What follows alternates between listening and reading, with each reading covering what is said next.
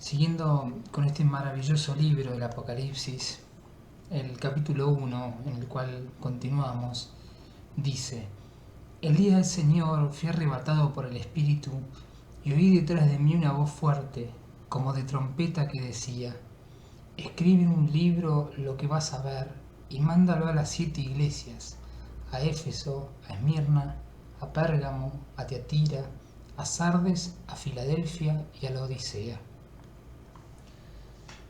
Jesús, después de decirnos por boca de Juan que viene y que va a revelarse plenamente en su venida, pero antes de revelar cómo será su retorno, es decir, de especificar el desarrollo de los acontecimientos de todo el escenario escatológico, nos quiere hacer reflexionar sobre el estado de las cosas, de nuestras almas y de la Iglesia, en la carta a las 7 iglesias, que es lo que nos toca hoy. El número 7 representa, como siempre lo decimos, la plenitud, la perfección, el todo, lo acabado. O sea, nos va a revelar todo lo que sucede ahora en la Iglesia y también en nosotros mismos, a cada alma en particular como esposa de Cristo, como si nos dijera: escucha, este es tu estado, así te veo. ¿Para qué? ¿Para qué va a decirnos todo esto? Para que a la luz de este juicio, porque de alguna manera es un juicio, donde se va a sopesar el estado de la Iglesia y el nuestro, ¿para qué? Para que estemos preparados. En cuanto a nosotros, para que a través de este juicio previo y personal nos preparemos y nos enmendemos, para que purifiquemos, para que conozcamos nuestras bondades y también nuestras miserias. Si bien se habla de iglesias, cada uno puede considerarse parte de las iglesias o todas las iglesias, porque somos piedras vivas de la iglesia, cuerpo místico de Cristo. Y mientras el Espíritu aporta su santidad, los dones y toda virtud, nosotros la mayor parte de las veces, en el fondo, no ponemos nuestros pecados, nuestros defectos y nuestros vicios. En cada uno de nosotros, en nosotros viven las 7 iglesias y también todos los tiempos mencionados por los que transita la esposa de Cristo, siendo también nuestras almas esposas en la esposa, la amada de Dios, la iglesia. San Pedro va a decir: también ustedes, a manera de piedras vivas, son edificados como una casa espiritual. Y la iglesia es el modelo de esta casa espiritual. Estas cartas, aunque tendría que decir todo el libro del Apocalipsis, pero estas cartas particularmente habría que meditarlas delante del Santísimo, en adoración, al modo juánico, al modo de Juan, que al recibirlas estaba frente al Señor. En el versículo 12 también del capítulo 1 dice: me di vuelta para ver de quién era esa voz que me hablaba, y vi 7 candelabros de oro, y en medio de ellos a alguien semejante a un hijo de hombre. Estos 7 candelabros representan a las 7 iglesias, y en el medio de esas iglesias Jesucristo, ¿no es cierto? Como el esposo. Tiene también, o después en la liturgia antigua, cuando el Papa se revestía, tomaba la simbología de los 7 candelabros y Cristo en medio de ellos, porque mientras él se estaba revistiendo, lo esperaban 7 acólitos fuera de la sacristía con 7 lámparas apagadas, pero cuando salía el subdiácono decía: enciendan 6, encendían los 7 candelabros y salía el Papa, y de alguna manera reflejaba justamente en la liturgia esto a Jesús en medio de los 7 candelabros de las 7 iglesias, de la iglesia en toda su plenitud. Amén de eso. Continuando el versículo 16, dice: en su mano derecha tiene 7 estrellas, y de su boca salía una espada de doble filo, y su rostro era como el sol cuando brilla con toda su fuerza. Ese rostro que como el sol brilla con toda su fuerza, lo encontramos en la Eucaristía, es la Eucaristía. Es el mismo rostro de Cristo, el sol divino. No me acuerdo bien, que me perdonen si me equivoco los que saben, ¿no? Pero creo que una de las niñas de Garabandal decía que cuando llegase el aviso querría estar haciendo adoración. Y es que el aviso también va a ser un juicio en miniatura, un juicio particular y personal de cada uno. Y qué mejor que recibir ese juicio delante del Santísimo. Por eso vuelvo a decir, ¿no? Estas cartas habría que leerlas delante del Santísimo y meditarlas delante de Él y que Dios nos hable, que Jesús nos hable a través de estas palabras, ¿no? Aquí, en los pasajes de las 7 iglesias, ¿no? El Señor también va a hacer un juicio, como en el aviso, ¿no? Un juicio de nuestro presente. Podríamos decir un preaviso, si quieren, para que nos enmendemos y estemos preparados para lo que va a suceder pronto. Va a emitir un juicio y ese juicio tiene la característica de que es verdadero. Dios no interpreta la realidad, no hace como hacemos nosotros los psicólogos, que interpreta y tira hipótesis y hace teorías de la mente, de lo que le sucede al hombre. No, Dios no interpreta la realidad. Dios no da tampoco una opinión, ni siquiera hace ciencia de la realidad. Eso lo hacemos nosotros los hombres. Dios ve la realidad tal cual es. Y siendo Jesús palabra del Padre, la espada de doble filo, va a decir la realidad tal cual es. Va a ser preciso, claro. Su sentencia es firme, inapelable. Aquí no va a quedar duda, o en las cartas no quedan duda de lo que dice. Lo que le dice a las iglesias, lo que habla de las iglesias, no es un bueno, más o menos es así. No, no, no, de ninguna manera. Lo que Jesús dice es así, punto. El Apocalipsis en su totalidad como libro es algo acabado, perfecto, completo en sus palabras, como palabra de Dios. Por eso, si uno piensa al final del Apocalipsis hay una advertencia a todos los que escuchan estas palabras proféticas. Dice, si alguien pretende agregarles algo, Dios descargará sobre él las plagas descritas en este libro. Y al que se atreva a quitar alguna palabra de este libro profético, Dios le quitará su parte en el árbol de la vida y de la ciudad santa. Esto quiere decir que es acabado, es total, pleno, perfecto, lo que nos va a decir. Y lo que nos va a decir es la realidad misma, la verdad. Pero este juicio, además de ser verdadero, tiene otra gran característica, es misericordioso, es amoroso. Va a revelarse el amor de Dios frente a nosotros. Y en esa revelación nosotros podremos ver, o nos podremos ver a nosotros mismos, el estado de nuestras almas, frente a la luz de Dios, sol divino, y en contraste con Él, ver nuestras limitaciones, nuestras imperfecciones y nuestra oscuridad. Dice Jeremías, yo el Señor sondeo el corazón y examino las entrañas para dar a cada uno según su conducta y según el fruto de sus acciones. En estas cartas, en definitiva, el Señor va a señalarnos amorosamente lo que tiene valor a los ojos divinos. No lo que nosotros a veces consideramos, interpretamos, pensamos. No según nuestro limitado criterio y nuestra limitada visión, que es limitada ya sea por una cuestión espiritual, a veces también por la hipocresía y a veces también por nuestra vanidad. No, no, no. Esto tiene valor de verdad total. Me repito, las 7 cartas son el preludio de lo que va a suceder pronto. Son el presente, lo actual, cómo está ahora el estado de las cosas, donde Jesús urge a las iglesias a observar, a conservar, a modificar y a corregir antes de los acontecimientos que después van a desarrollarse. Siguiendo el magisterio del querido Papa Juan Pablo II, nos recuerda siempre él que el verdadero conocimiento personal y de la realidad, ya sea en su pasado, en su presente y en su futuro, surge de la contemplación de Dios. Por eso, repito, ¿no? Estas cartas y todo el Apocalipsis es sumamente enriquecedor y revelador.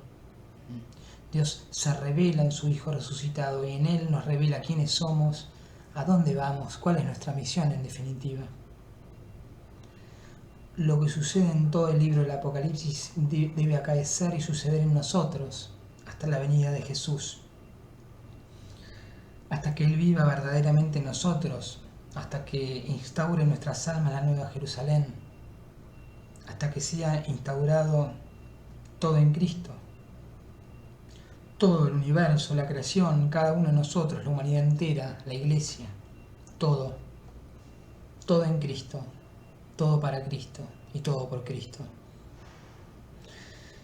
Pero como sabemos, y lo digo, o lo he venido diciendo, el Señor no puede venir, no puede hacerlo, no puede volver si nosotros no nos purificamos antes. Debemos purificar nuestra tierra, nosotros mismos. Dice San Pablo a Romanos: yo considero que los sufrimientos del tiempo presente no pueden compararse con la gloria futura que se revelará en nosotros. En efecto, toda la creación espera ansiosamente esta revelación de los hijos de Dios. Por eso, tanto la purificación personal como la del mundo son la clave para este futuro glorioso que el Señor quiere darnos. ¿Qué debemos purificar? ¿Qué debemos corregir? Los puntos se señalan perfecta y claramente en las 7 cartas. Y es extraordinaria la lógica de todo el libro, la pedagogía del Apocalipsis. Es examinarse bien para poder discernir y corregir en la actualidad, en el hoy, en lo que sucede, en nuestras imperfecciones. Y también para profundizar lo bueno. Y dejar lo que va a suceder en el futuro a Dios, en sus formas y en sus tiempos. Eso no nos pertenece. Lo que nos pertenece a nosotros como tarea, ya lo dije en los otros videos, es la preparación y la purificación personal. Lo que sucede, el presente, aquí y ahora, nos corresponde a nosotros. Tarea personal y tarea eclesial. Tarea que no podemos emprender solos, siempre tiene que ser con la gracia de Dios, por supuesto, ¿no? Tarea que deberíamos hacer, y siempre repito lo mismo, pero bueno, es mi tarea, que deberíamos hacer frente al Santísimo Sacramento. En el versículo 17, siempre el capítulo 1, dice Juan: al ver esto, caí a sus pies como muerto. ¿Qué sucede acá? Se le presenta a Juan el Hijo del Hombre, y Juan cae anonadado, como si se postrara en adoración. Dios el todo revelando su ser perfecto y pleno, y la criatura la nada misma. Como le diría Santa Catalina de Siena: yo soy el que soy, tú eres la que no eres. Posiblemente el aviso provoque este efecto en nosotros, ¿no? Caer como muertos. En esta parte del libro Juan cae como muerto, dice cómo.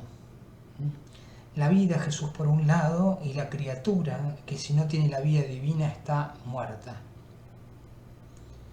En esta comparación, la vida que irradiaba la divinidad de Jesús resucitado hacía parecerle a Juan que lo suyo no era vida sino muerte. Juan queda abismado, arrobado, arrebatado de la grandeza del Señor resucitado. Me hace acordar lo que mucho tiempo después dirá la gran santa de Ávila, Santa Teresa: vivo sin vivir en mí tan alta vida, espero que muero porque no muero.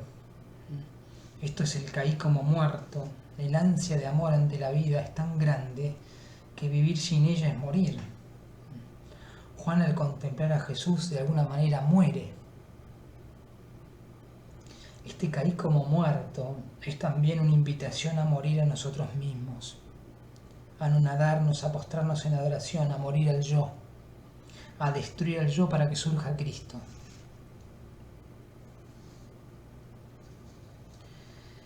Sin esa muerte el Señor no se puede revelar, no puede venir.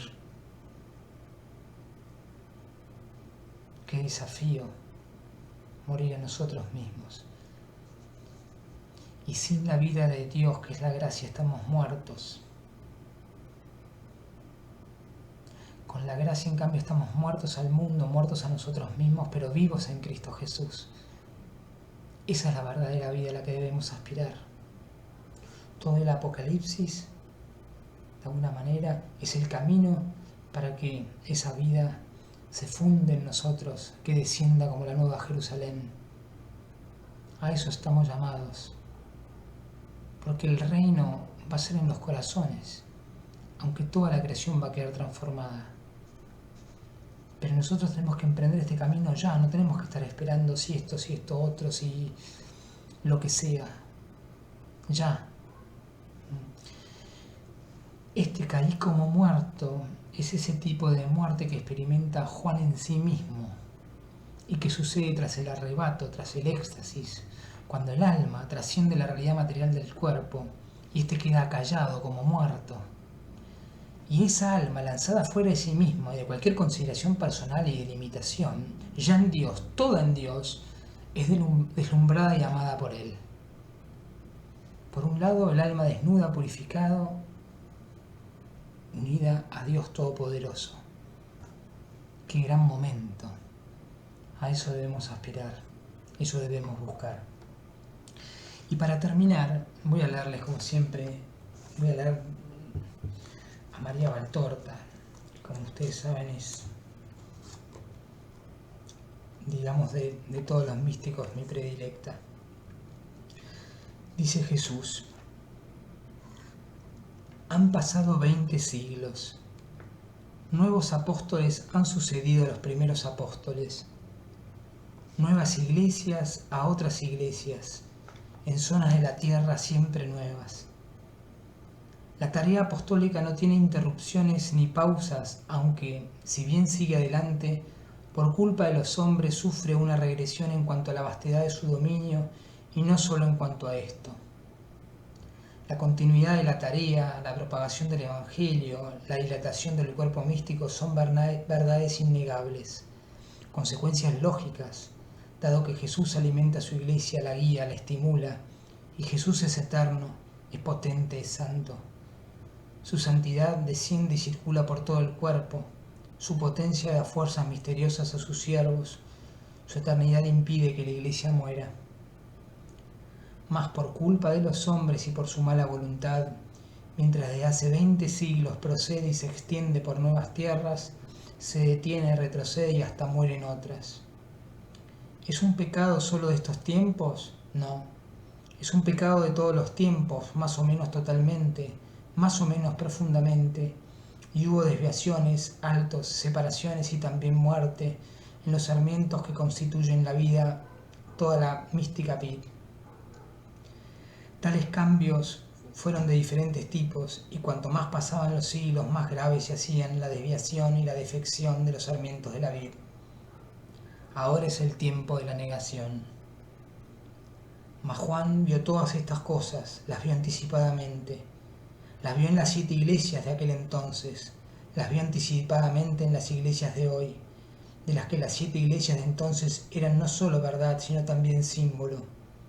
Y también vio anticipadamente el horror actual, el horror de la negación en demasiados lugares, en demasiados espíritus, y vio anticipadamente el extremo horror, el tiempo del anticristo.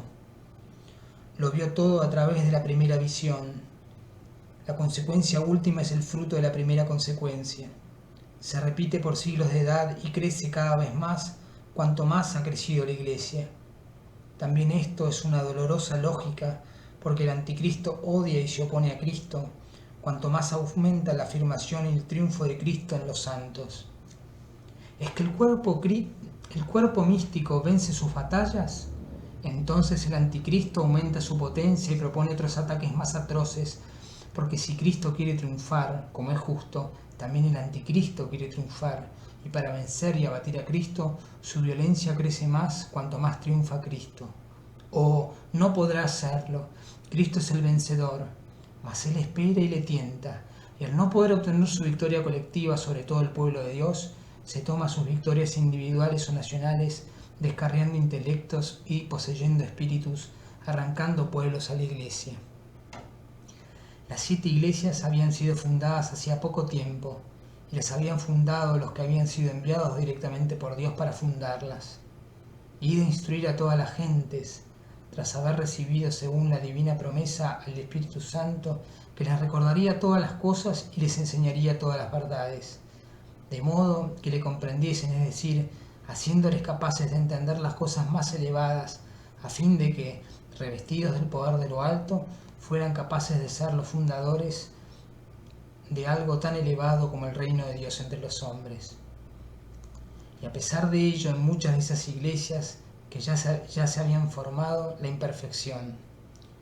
Y aún más que la imperfección, porque espiritualmente ya estaba en acto el adversario o anticristo, y ya obraba para corromper y destruir las fortalezas espirituales del reino de Dios, creando discordia entre sus miembros, insinuando sutiles herejías, suscitando necias soberbias, aconsejando viles compromisos entre la conciencia y las leyes de la carne, aconsejando las restricciones mentales, enfriando la caridad, aumentando el amor por la existencia terrena y por las riquezas y honores materiales. Estas son las obras del adversario, incansable en trabajar para intentar vencer a Dios y en destruir todo lo que Él ha creado, aprovechando todo lo que puede ayudarle y que los mismos hombres le proporcionan, ya sea por su propia imperfección o por la reacción provocada por las acciones injustas de los miembros más fuertes hacia los miembros más débiles. Todo lo que es justo debe ser dicho, faltar a la justicia y a la caridad, que como miel celeste atraen las almas hacia la mística colmena y allí las mantiene fielmente, provoca las reacciones de los miembros heridos, dolor, escándalo y también recelo y separación. Por supuesto que el texto valtortiano sigue, pero ya empieza a hablar de cada una de las iglesias y que voy a mencionarlas en futuras charlas. Que Dios los bendiga a todos.